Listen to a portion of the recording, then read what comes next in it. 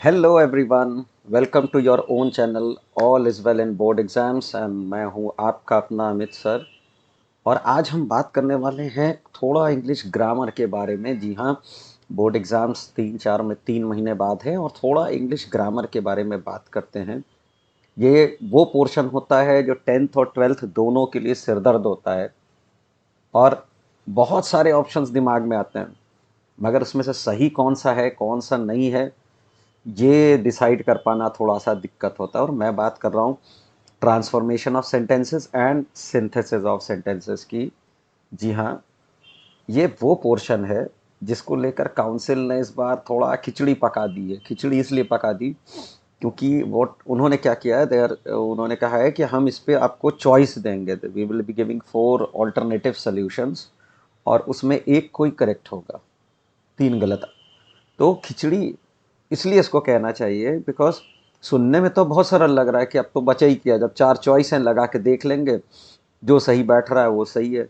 मगर ये 4 चॉइसेस होंगी कैसी, ये नहीं पता है। इस ये असली ट्रिक यहाँ छुपी पड़ी है कि ये चार जो चॉइस कही गई है ना, ये किस तरीके के देने वाले हैं। तो थोड़ा सावधानी से, थोड़ा सतर्कता से हमें करना वही होगा जो अभी तक हम करते आ रहे हैं। अभी तक हम क्या करते आ रहे हैं, जो ट्रांसफॉर्मेशन है एक्चुअली उसी को करते आ रहे हैं। तो रफ में हमको अपनी ट्रांसफॉर्मेशन बनानी होगी और कंपेयर करना होगा कि वो 4 चॉइस में से कौन सी इसके बहुत करीब है। ठीक है जी। देखिए आप, अभी 10th की अगर हम बात करें, 10th और 12th में जो ये ग्रामर वन में 10th में 4 क्वेश्चन आते हैं, 4 पार्ट होते हैं उस क्वेश्चन के, और 12th में 3 पार्ट होते हैं। ठीक है, उसमें जो डी पोर्शन होता है 10th का, फोर्थ, जिसमें 8 मार्क्स के लिए 8 सेंटेंस होते हैं। And for 12th there are 10 questions of 1 1 marks each, so वो सेक्शन 10 मार्क्स का होता है। ये दोनों करीब करीब सेम विथ, हाँ ऑब्वियसली टफनेस लेवल तो थोड़ा सा ज़्यादा होगा ही 10th का, 12th का सॉरी। लेकिन उससे पहले 10th में एक सेक्शन आता है 4 मार्क्स का, जिसमें there are 4 question of 1 1 marks each. तो उसको कैसे सॉल्व करना है, देखिए ग्रामर इंग्लिश से संबंधित, अब मैं जो मेरे जो भी वीडियोस आएंगे वो इंग्लिश से संबंधित होंगे। नेक्स्ट टाइम से I will be taking up more examples and trying to tell you कि इसका करेक्ट क्या वर्जन होगा, क्या फॉर्म होगा। आज मैं आपको कुछ टेक्निक्स बता रहा हूँ कि अगर मान लीजिए ऐसा ही कुछ हुआ, ऑब्जेक्टिव्स ही आए सारे के सारे, तो आपको करना क्या है। ठीक, पहली चीज़ तो बिल्कुल पैनिक मत करिए, बिल्कुल भी। राइट, हम लोग को पैनिक करा दिया जाता है ये बता बता के कि ये रूल्स हैं, ये रेगुलेशंस हैं, और कुछ इस तरीके से करिए, इस तरीके से नहीं करिए, ये फार्मूला है वगैरह वगैरह वगैरह वगैरह। दिक्कत ये है कि भाषा के लिए कोई फार्मूला बनता ही नहीं है, चाहे वो हिंदी भाषा हो चाहे वो इंग्लिश भाषा हो। वो हम यूज़ के हिसाब से उसको फ्रेम अप करते हैं, जैसा यूज़ करते हैं ना वैसे ही उसको फ्रेम अप कर देते हैं। कोई भी इंग्लिशमैन ये क्लेम नहीं कर सकता कि ये फार्मूला हर सेंटेंस में एप्लीकेबल है। No, nobody can do it. There are exceptions and there will be exceptions, because भाषा एक महासमुद्र है, इट्स एन ओशियन, जिसमें आप जितना गहराई में जाते जाएंगे आपको उतना ही कुछ निकल के आता रह जाएगा। It's a big ocean, right.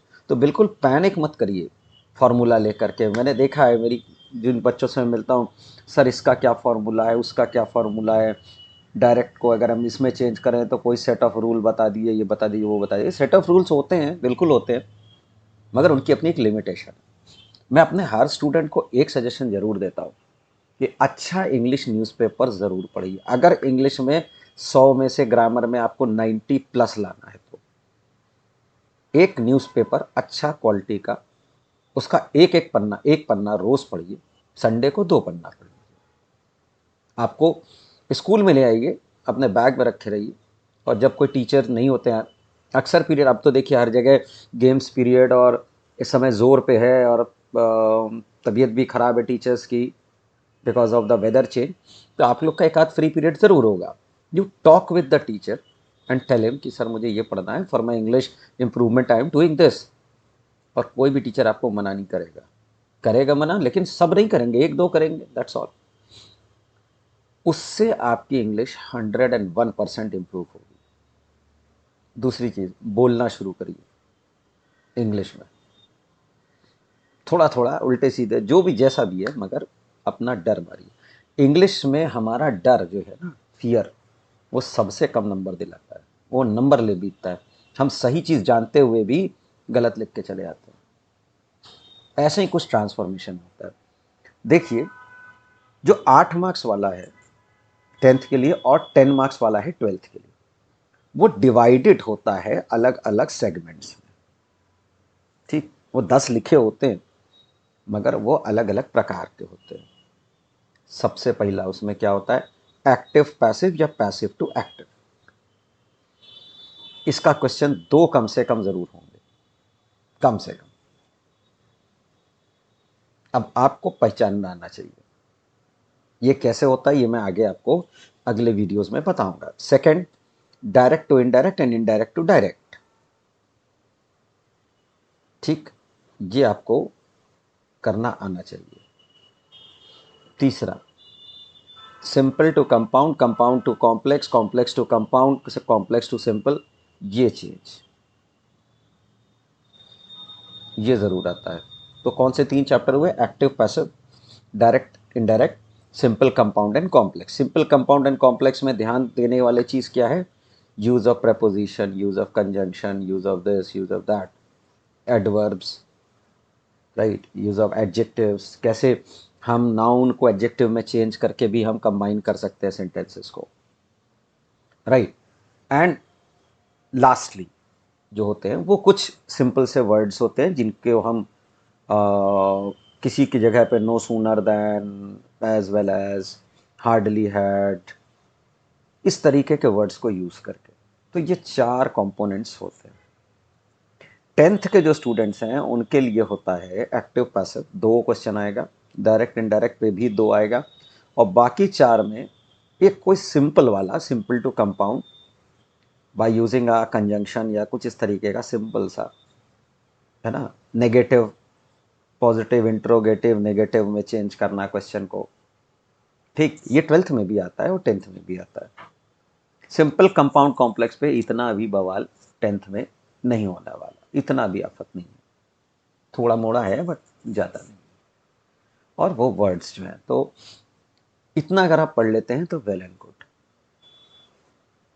For transfer. मुश्किल से 4-5 चैप्टर्स है, मुश्किल से 4 है, थोड़ा सा जानकारी ले लीजिए। देखिए, लकीर पटक के एकदम सही आंसर पे नंबर नहीं मिलता। और अब तो चारों ऑप्शन लिखें, अगर आपको कुछ चीज़ें पता है कि ये दिखा ये मतलब अगर ये एक्टिव फॉर्म है तो ये होना ही होना है सेंटेंस में, या ये पैसिव फॉर्म है तो ये होना ही होना है सेंटेंस में, इसके बिना पैसिव फॉर्म है ही नहीं। तो सबसे पहले ये जानिए कि एक्टिव फॉर्म में क्या होना चाहिए, पहचान क्या है, इन्वर्टेड कॉमा उसकी पहचान है, नीचे वाला कॉमा उसकी पहचान है। ठीक है, डायरेक्ट की पहचान है ये, इनडायरेक्ट की क्या पहचान है, दैट, या समटाइम्स ये कॉमा हट जाते हैं। तो इस तरीके के छोटी छोटी जो पहचान होती हैं, ये दिमाग में रखिए। Now coming to the 4 questions which are there, वहाँ पे क्या करते हैं, देखिए ज़्यादातर उसमें आपको बाहर से बहुत ज़्यादा चीज़ें लाने की ज़रूरत नहीं है। कोशिश करिए उन्हीं सेंटेंस में से कुछ तोड़ मरोड़ के, कुछ ऐड कुछ डिलीट करके सेंटेंस बना देने का। बाहर से वहाँ सिर्फ 2 ही 3 वर्ड आते हैं, एज, येट, देयरफॉर, बस खत्म। इसके अलावा बहुत कम कुछ आता है, सेंस, और कुछ नहीं। ज़्यादातर हमको उन्हीं सेंटेंस को आपस में मर्ज करना होता है। कैसे मर्ज करेंगे, वर्ब को हम कॉन्टिन्यूअस फॉर्म में लाके, यानी जिरंड फॉर्म में ले आएंगे, एडवर्ब में चेंज कर देंगे वर्ब को, उससे भी ज्वाइनिंग हो जाती है। तो इन सब टेक्निक्स को यूज़ करके मेरे नेक्स्ट वीडियो में मैं ये 4 जो सेंटेंस है और थोड़ा सा उधर का कुछ मैं, क्योंकि कंजंक्शन का यूज़ 10th में भी है, कंजंक्शन का यूज़ 12th में भी है, तो आई will be taking up this portion, right.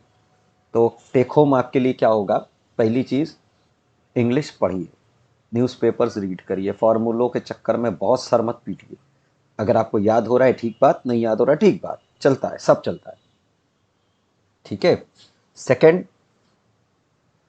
घबराइए नहीं, घबराइए नहीं।